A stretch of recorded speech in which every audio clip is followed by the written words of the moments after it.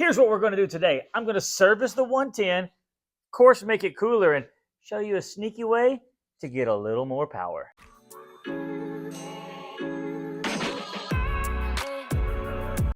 That's right. I'm actually going to service this thing, clean it up. I mean, it just keeps getting cooler and cooler, so I want to take care of it. I've got some bling parts that don't really do much but look cool. I got a fuel cap that's going to make it sit a little bit lower to make some more room. And yeah, we'll get to this little thing here for the air box and show you why this makes such a big difference that everybody seems to overlook. So first thing we need to do this, if you're just doing an oil change, we're going to go over that. You're basically going to need a 17mm wrench and a big flathead screwdriver. You may not need the flathead screwdriver, but it just makes it easier to get that dipstick out. So that's the first thing we're going to do, is we're going to drain the oil. One of the most overlooked things, start with a clean, dry drain pan. The reason why is we're going to put this oil in here. We'll be able to inspect, and just gives you a hint. Is there metal? Is there different things? So you definitely want to start with a clean, dry, and I like to use a clear pan so we can see light through it. So there are 2 bolts underneath here. There is one right here that's at an angle, and one straight down right back there. The one you're looking for is the one straight down right back here on the right side of the bike if you're sitting on it. The one at an angle is for your cam chain tensioner, and it has a spring behind it. No need to pull that. So let's get the 17mm on this and let's get it loose. This should not be wrenched down to the point where you basically need a cheater bar on it. It should be relatively loose. We break it loose, put the socket and extension that I have, like right here, put it on there, unscrew it. This is going to probably get oil on your fingers, but I promise you, you'll be okay. And as you can see, it's draining into the clear pan. So let's get it drained. Put the drain plug back in. So while the oil finishes draining, we're going to take these little covers here. I'm going to upgrade these. So first things first, break this loose. It's a perfect time to do it because this is oiled. We'll pull off the O-ring. This will be reused. Put it on the new part. Make sure your O-ring seats in there. And then torque it down good. That's going to be a 10mm. To get the other one off, you need a 6. So we'll pull that off. That O-ring stayed in there, which is fine. To put the new one back in, it's going to use an 8mm. Slide that on there, and that's done. So let's go ahead and get that drain plug back in and start filling it up. We may ride these bikes really hard, and we may be really hard on them, but we use good oil. I use Blood Racing. They have really, really good oil that holds up to, especially when you have something like this that's air cooled. The oil is very important. Please do not just go buy the cheapest oil you can. If you value your pit bike, buy some good oil. We use Blood Racing. This is still red, not burned. So it's looking really good. No silver, no flakes. Don't even see clutch material in here. So now it's time to fill this thing up. And like I said, we do use Blood Racing. They're not a sponsor of mine. They don't give me anything.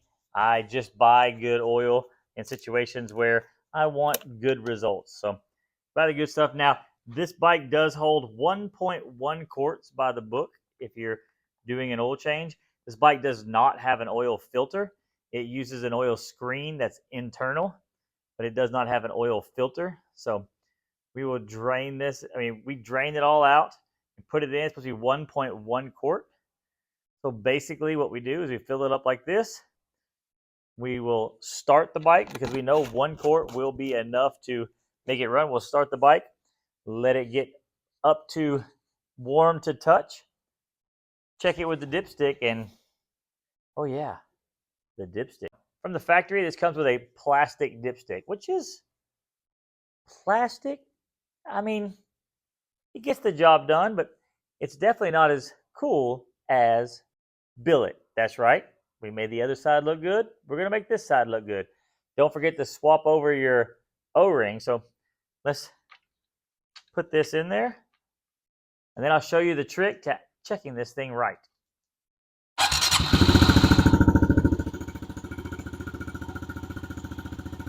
Okay, we've let it get warmed up. So let me show you the proper way of actually checking this.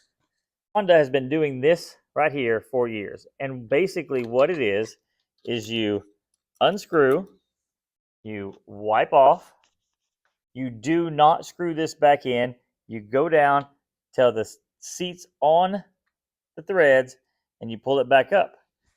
As you can see, we are right at the line there. On these air-cooled motors, I like to be just a touch over, so we're going to add our 0.1. Ends up being about 100 cc's. And there we go. And it is perfectly over that little line. So time to move on to how to service the air filter. Super easy, and we're also going to have more power here in a second, which we all like more power. Getting to this air filter looks complicated because it's so tight, but you know, Honda, they did a good job. Let me show you how to get this off. On both sides of the filter cage, they have these 8mm bolts, and same bolts on this side. This one's kind of hidden behind this water drain. This little thing here is designed to let water out if it gets in there and not let dirt and stuff in. All 4 bolts are out. Next thing, just drop this little cover here, turn the handlebars slightly. The air filter is held in by these tabs right here. See if we can get to it. See this tab right here? You push it in like so and pull it out. There's one on each side, but if you just get that one side pulled out, it'll come on out. This also looks like it needs cleaning. And then the air filter, make sure you slide it straight forward and out. This filter is actually not that bad. As you can see, the inside's still clean. You in no way have to pull the front fender off. I pulled it off so you can see what we're doing. So it's got these little captured screws. We'll pull these little tabs out of the way, and we'll pull these captured screws out. And what that does, that little captured part there, just keeps that screw from backing out. And we'll pull this little piece out here. And here's the piece that we're replacing. Let's take a better look.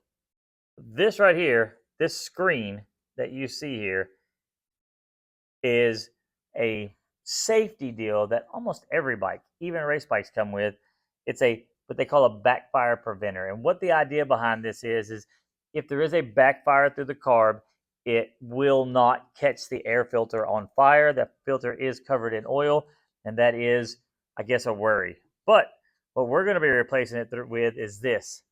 And as you can see the difference in the airflow, we are still running our stock box. The reason why we still run the stock box is because I ride off-road trails. I ride anywhere I can. There could be mud crossings and water crossings, stuff like that. So I want to be able to maximize the amount of power when I'm still getting the great protection that Honda designed into this box. So we're going to delete this right here.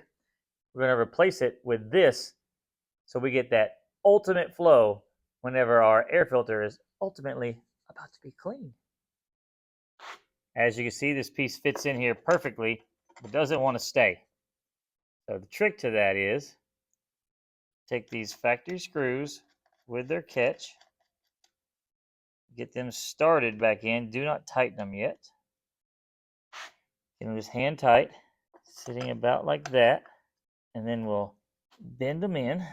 Take your screwdriver, go ahead and torque that one down, and this one here, torque it down, push the tabs, and now it's held in place just like the factory one was.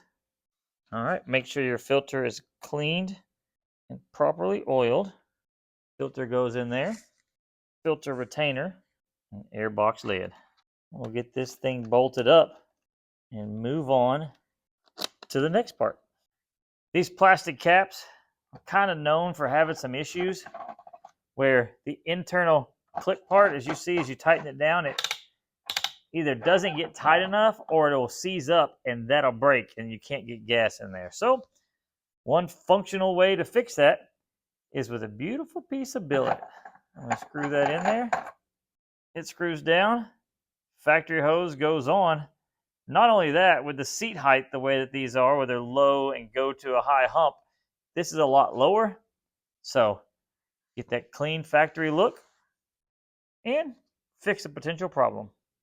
And that's it for today. We got this thing serviced. We're ready to go.